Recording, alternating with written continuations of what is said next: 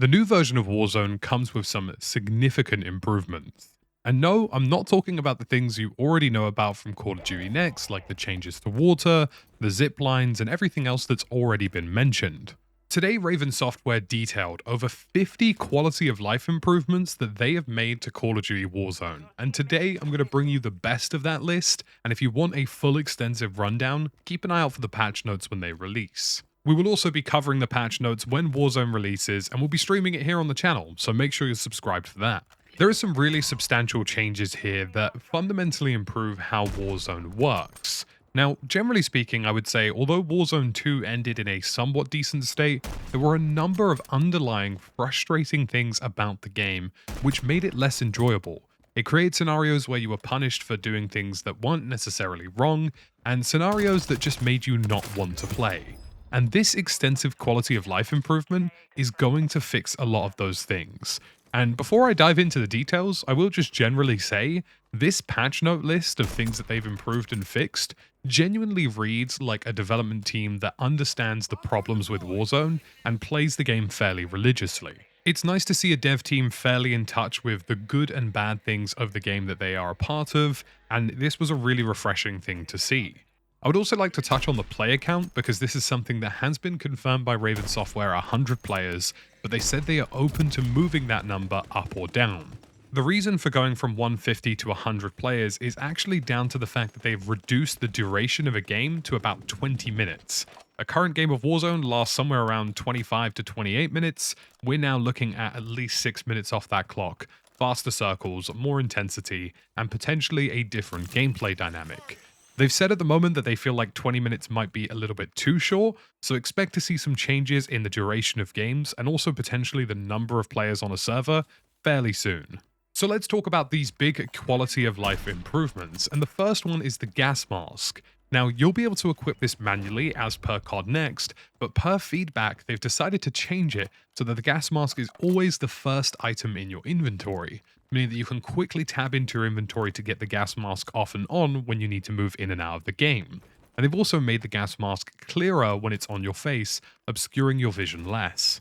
Next up, whilst the player count is definitely lower at launch of 100 players, one thing they're hoping to improve is the mid-game.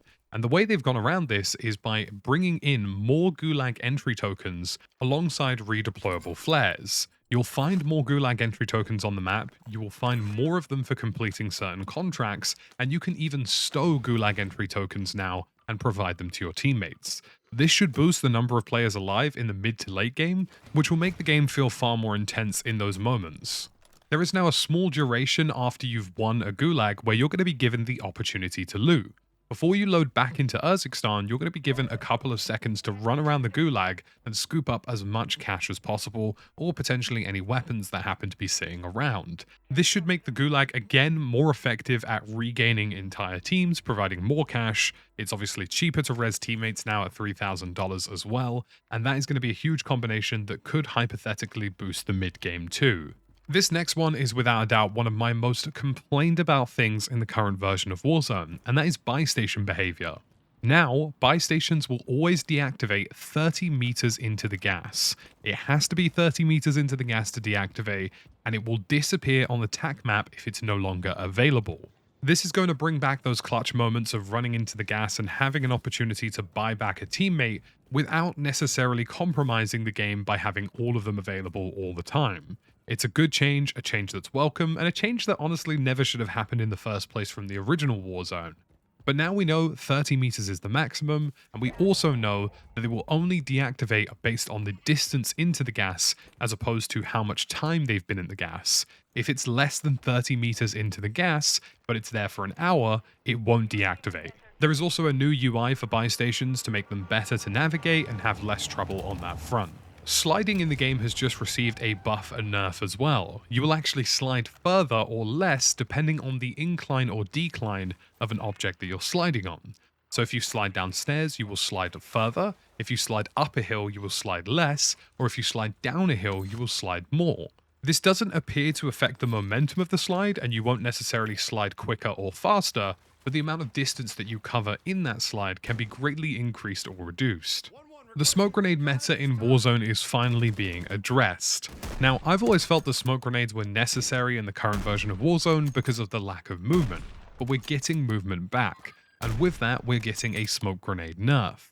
The amount of duration a smoke grenade now lasts has been reduced by 20%, and this should make smoke grenades less spammy and less prevalent in the map.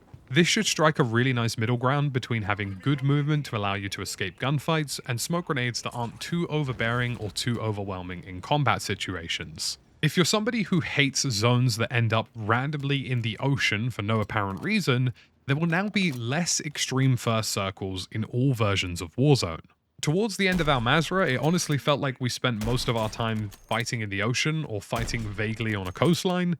That has now changed. There should be less extreme first circles and more general variation in where those circles go. Much like the buy stations, you're going to see a huge change with redeploy drones. If you've ever been in a situation where you've run up to a redeploy drone and it randomly just disappears or gets rid of the cable, that will no longer occur. Redeploy drones are now in a fixed position and will not move unless they get really deep into the gas, meaning that you can now use redeploy drones in the gas to rotate into the zone. These drones also now send you further across the map than they have prior, with more velocity as well, allowing you to move from A to B even quicker. This is a big one for the fluidity and feeling of Call of Duty Warzone, and that is now you will have a reduced amount of slowdown when landing from a jump. So whether you've jumped off of the story of a building, jumped out a window, or you've generally speaking gone for some sort of jump shot on an opponent, there will be less slowdown when you initially hit the floor.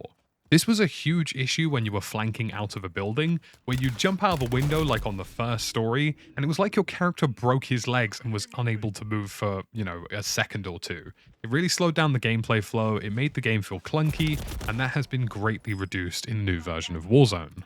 Alongside seeing more Gulag entry tokens, the ability to loot the Gulag for more cash, another way the players are going to be having a boost mid-game and boost end-game is that there will now be more contracts available in the entire map. More specifically, there will be more contracts in the late stage of the game, allowing you opportunities to get regain cash and bring your squad back into the game.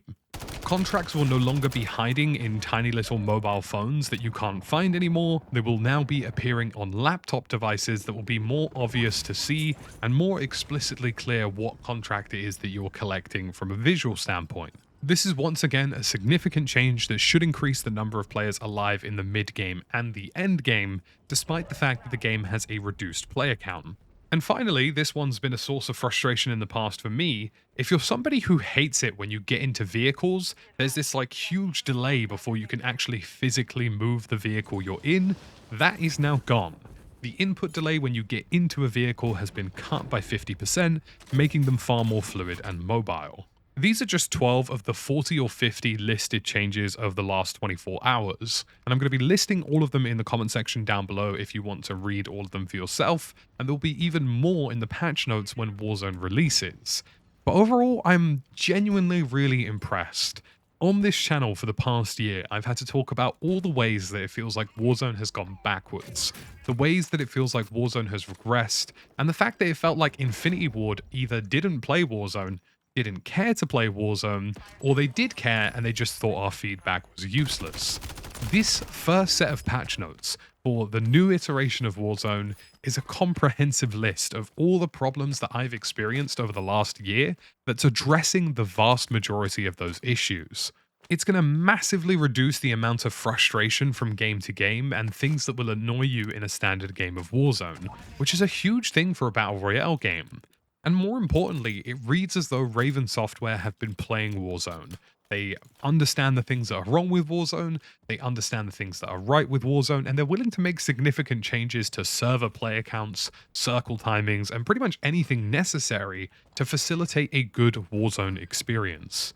In my opinion, it was utterly criminal that Raven Software were kind of put to the byline or told to step back and let Infinity Ward take the reins of Warzone in the first place.